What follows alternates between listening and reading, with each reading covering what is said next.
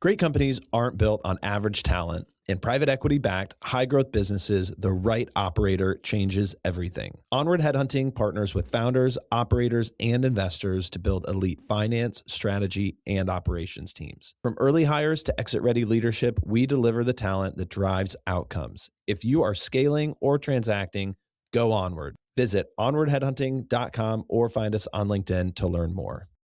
This is Scott Becker with the Becker Business and the Becker Private Equity Podcast.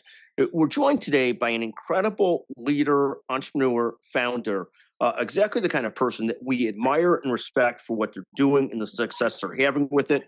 We're joined today by Carson Neely, the founder of Uncommon Fitness, fitness studio, personal training studio, but a fantastic effort and drive to get this going. He is still a very young person, about 30 or so.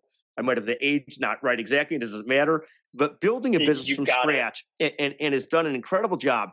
Carson, can you take a moment and introduce yourself and tell the audience what drove you to start Uncommon Fitness? And it's a beautiful space, greatly busy in the North Shore of Chicago. Tell us what drove you to start this. Yeah, so I started Uncommon about 3.5 years ago. I started personal training about 12 years ago when I was in college. I always had a love for sports. And then after my high school career, sports ended. I just fell in love with working out, quite frankly. The entire time I was in college, I started personal training. I loved it. And then once I graduated from the University of Arizona, it's all I wanted to do. So I started Uncommon 3.5 years ago after building up a clientele in Highland Park, Illinois. And I really felt a need in the North Shore for a personal training studio that felt more upscale and cool. I really felt like this area lacked something like that. And that's where this started. And now in 3.5 years, we've grown. We're a team of 3. I started the studio alone with the book of business, and now it really has exploded in the last couple of years to the point where we really, we've exceeded demand. Which is a great problem to have. And talk for a second about getting started, some of the surprises, anything that surprised you getting started. Did you know on day one that you would be able to transfer enough business, bring in enough business to at least make ends meet? How did you look at that when you first got started? And did you do a business plan? Did you just sort of sketch it out? What were the thoughts on how you got going there? Look, I had a business plan, and I did have an existing clientele already. Not enough clientele to where I need to hire immediately, but enough to where I could get the business afloat. I was profitable on day one. So that part was very low risk. And like any other service business, the unknown is, am I going to get a bunch of new inquiries, a bunch of new clients, or is this not going to grow at all? So that was the most unknown. And fortunately, it was the latter of that it did grow. Thank you. And how important was it to sort of know that you're not a venture capital based business, you're a cash flow business, you got to make a living. How nervous were you that on day one, you'd start to cash flow, start to break even? Because at that point, you're a single sort of service provider. You built a beautiful space out and you're priced reasonably, notwithstanding high end, anything like that. It's priced very reasonably, at least fairly for what you do. Fantastic. But how nervous were you in getting started, starting to pay rent? You bought a bunch of equipment. It's a beautiful place. You built it out some. How nervous were you? And any things that you think that you did right from the get-go, and I see a lot of them, but I'd love to hear your thoughts on how nervous were you and what did you do right to get started? This might be bad advice, but at first I definitely had delusional confidence. I never had a lack of confidence in what I was going to do and that it would work out. So maybe that's good or bad. I don't know. It was good for me that it did work out. And, in this business, I think it's good to start small, which I did. I started with a smaller space and I was willing to do that because I think it's a much safer way to grow rather than building out a huge space and having a bunch of overhead, which is your biggest killer in this business. So rather than doing that, I was like, I'll start smaller. I'll be able to cash flow this from day one, and then I'll grow in size. I'll grow and get more equipment. I'll hire more trainers. I'll grow in space, and I'll do it that way rather than starting at the other end and saying, okay, now I got to fill the need of everything that I just bought. And so I'm a huge believer in starting small, starting to make cash flow, and then you can figure out what you're Yeah. going to do and where you're going. Like I see so many people that keep on what we call moving the goalpost, meaning they keep Yeah. on putting in more expenses and they can't quite get to break Yeah. even. And it takes Yeah. tremendous discipline to stop doing that, right? Because you always have the Yeah. impulse to want to buy Totally. a new piece of equipment, a new this, a new Of that. course. What was the first personal training session you did in your own business like? I know you've been doing it for a long time, but did it feel Yeah. different? I mean, because you still do a lot of training it Yeah. yourself, in addition to Yeah. supporting a couple other trainers and keeping them busy. What was that first Yeah. training session like in your first month on the job? Your first day of having your own business. What was that like?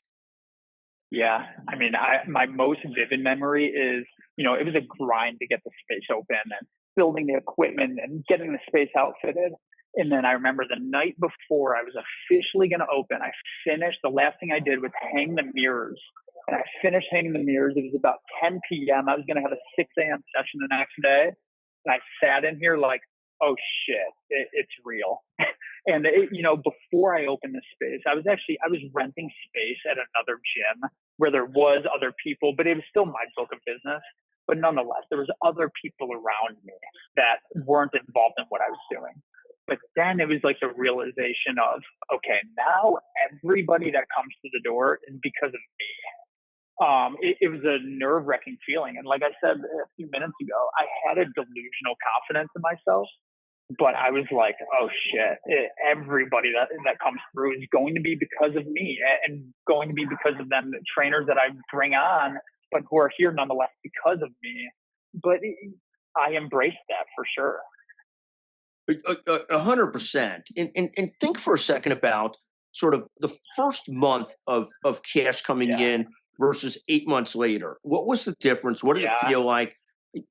I know when we first started our podcast, the first month we literally had 143 downloads, and it took a few Yeah. years to start to get to 300,000-400,000 a month, especially in a niche podcast. But it was a big difference Yeah. from starting out and having nothing and building a new business.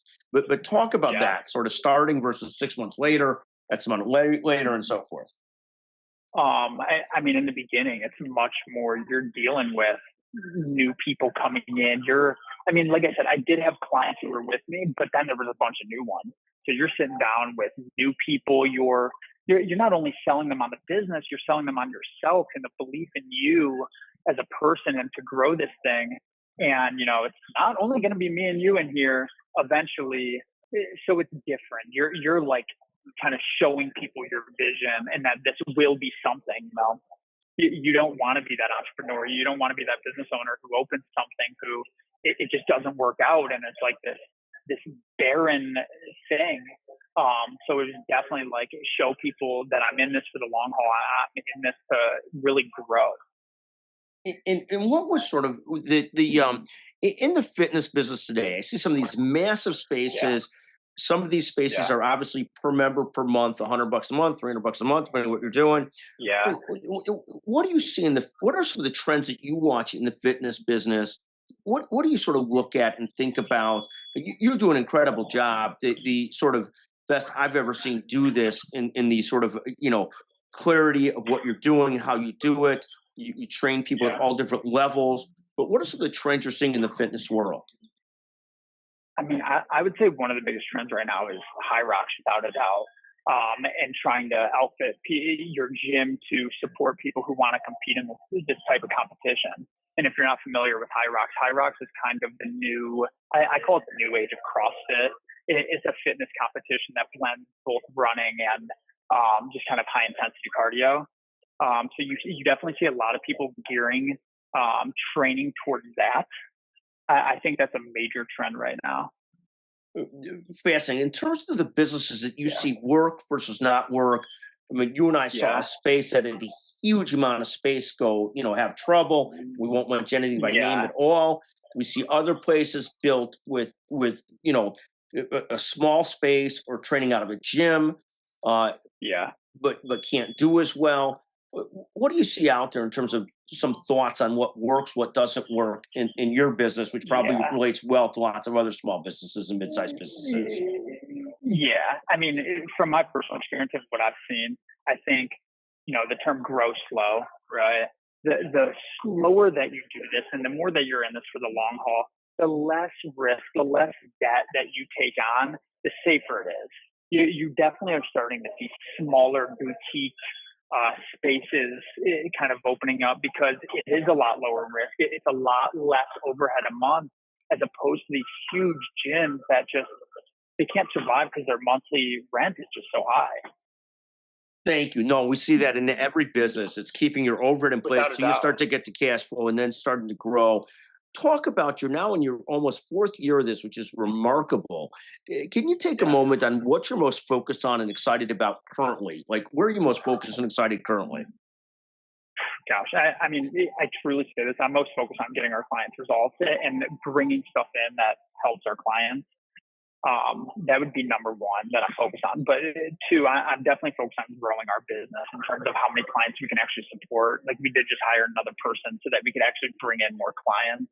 We've had the luxury of having people waiting to come in with us and train with us, which is a great problem to have, but a problem nonetheless. So now is growing in terms of the amount of trainers that we have in here. So we did just hire somebody. We want to hire another person by the end of the year to support demand. And then from there, we would love to grow this business in terms of our size and finding more space. And talk about this issue of supply versus demand in today's economy. Like I know you've been trying to hire a couple more trainers for a while, but you happen to have demand, which is fantastic. What's Right. that balance of the supply versus demand and trying to get too far ahead of demand, but also be staffed well enough that you and your other team aren't killing themselves? How do you hit that balance of supply and demand? Well, you have to be very picky when you're in the service business of who you choose to help service your clients, right? Because every person that you bring in is so valuable. Every client that you bring in is so valuable. And you don't want to bring somebody in who is the wrong fit, who then you give clients to, and then it doesn't work out. And now you're scrambling to give these clients to someone else, and you're constantly in this rat race, right? So you've got to be a little bit picky with who you're hiring, which I think has been part of my problem.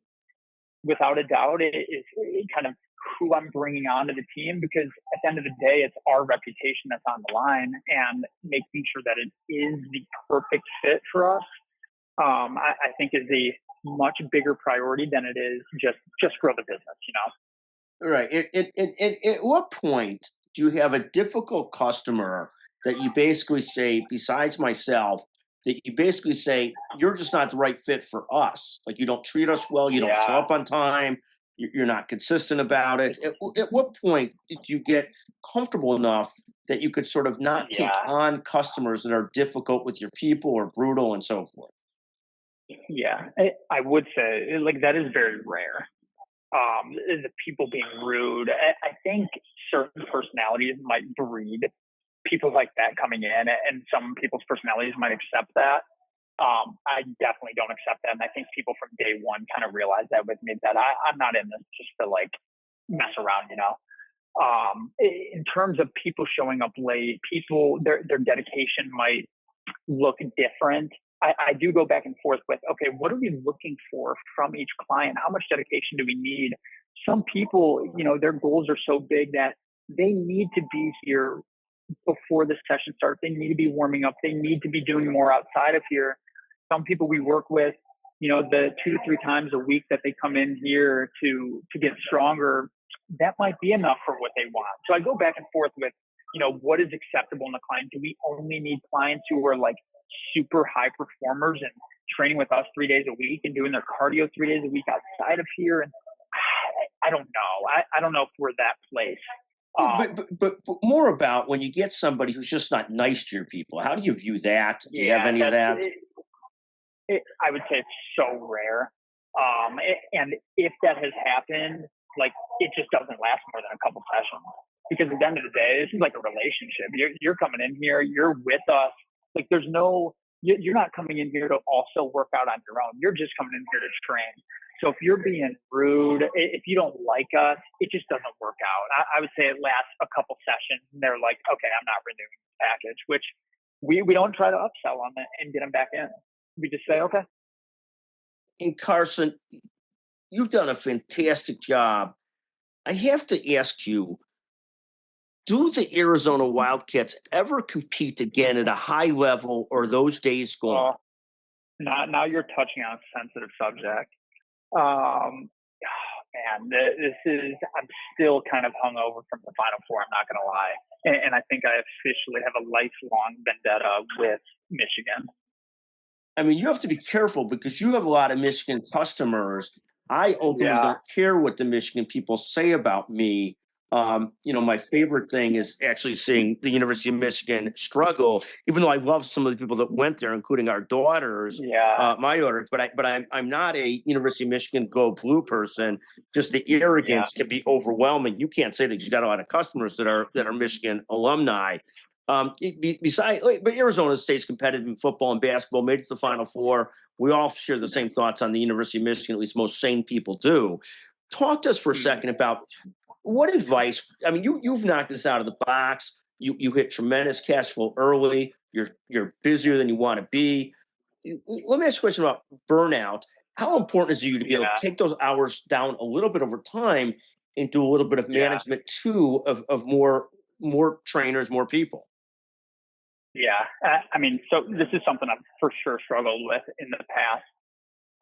This is where vacations are truly helpful. Like when you are feeling that burnout, having something else on the calendar to do, having a vacation to look forward to, I think is very important. And a vacation, nonetheless, that's actually relaxing is important.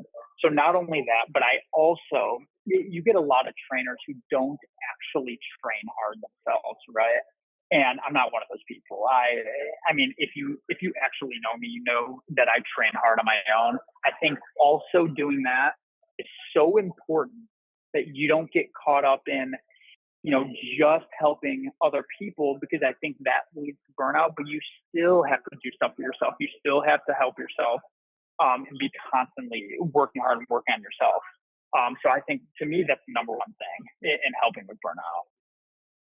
And you are also relatively newly married, moved up to the area where your business is. Can you at least take a moment and give one shout out to your beautiful wife? One shout out to her.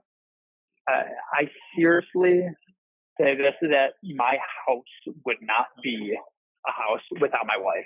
My wife, she keeps the house intact. She's amazing, amazingly supportive of me. My wife, Mary, is incredible. They say the most important decision that you make in life is who you marry. And seriously, like if I didn't have her, I don't know if I could do what I do and be as busy as I am without her support. No, and she's truly magnificent. You actually talk about it regularly, how important she is, how supportive she is. It's literally a fantastic thing. You've done a great job of clarifying that there's nothing more important than who you pick as a partner. It's so true in life and quite frankly in business too. Just fantastic. I know, thrilled. Fantastic. Any other advice that you would give to founders on starting a business? Well, I'll stick to my lane in the fitness business. I think people try to do too much. I think people try to really get outside of their lane. And this is advice that you've actually given me in the past when I talked about expanding my business in terms of services. You said, if you want to be the best at something, you need to hone in on that one thing. The second you start stepping in other lanes, now, if you want to be the best, you need to start being the best at these other things as well. So I think people who really hone in on their skill set and go all in on what they do, I think that's important. Now, the next thing is, I think something big that I do, and I don't do this on purpose, but it's just become something that is important for my business, is how ingrained I am to the community in which I work in. I also live in this community now. I'm very much, I have friends in this community. I have friends who are clients.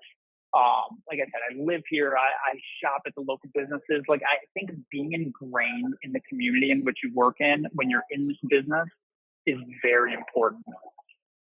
And let me ask you a question. When you have a gifted athlete and you're training a gifted athlete like myself, is that hard to raise your game to be able to train particularly gifted physical specimens? Is that hard? That's got to be difficult.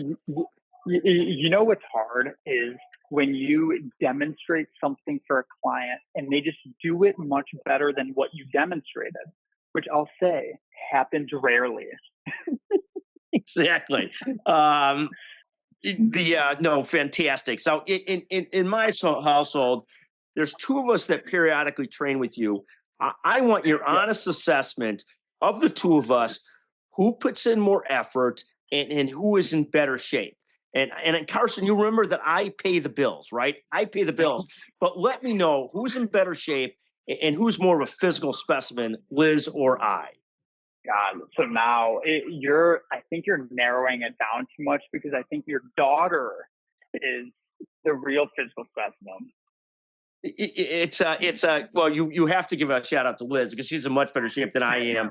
And I say it jokingly, and yes, and all the daughters are in better shape than I am. It's so sad, but I work. I work. They work too. I'm just kidding. But anyways, no, Carson, it is fantastic to visit with you. I'm inspired by what you've done from scratch. I'm so impressed. We need more people like you. I'm a huge fan of entrepreneurs, of capitalists, of people doing business. Excuse those on the phone that are not capitalists. I apologize. But we are a huge fan of your entrepreneurialism and what you're accomplishing and how you do it. Thank you so much for joining us. Well, appreciate it.